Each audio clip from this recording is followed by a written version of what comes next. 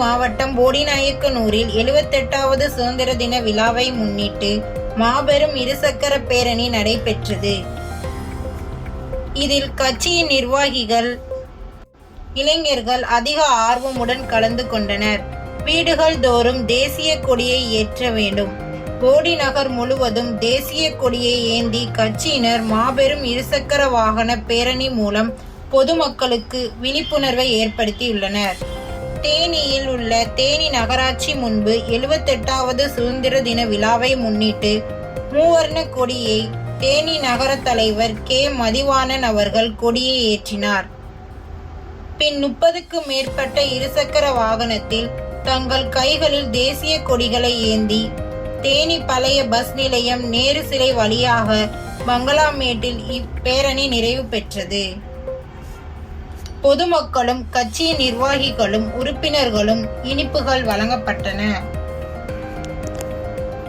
இதனைத் தொடர்ந்து போடி பார்க் ஸ்டாப்பில் உள்ள நேதாஜி சிலைக்கு மாலை அணிவித்து, போடியில் உள்ள அனைத்து தேச தலைவர்கள் சிலைக்கு மாலை அணிவித்து, இறுதியாக காமராஜர் சிலைக்கு மாலை அணிவித்து இனிப்புகள் வழங்கி பேரணி நிறைவு பெற்றது. இதில் தேனி, பெரியகுளம், சின்னமனூர், போடி ஆகிய ஊர்களில் இருந்து திரளாக வந்திருந்த பேரணியில் 50க்கும் மேற்பட்டோர் கலந்து கொண்டனர். இதில் மாவட்ட தலைவர் PC பாண்டியன் தலைமையில் மற்றும் போடி நகர நிர்வாகிகள், போடி ஒன்றிய நிர்வாகிகள் அனைவரும் கலந்து கொண்டனர்.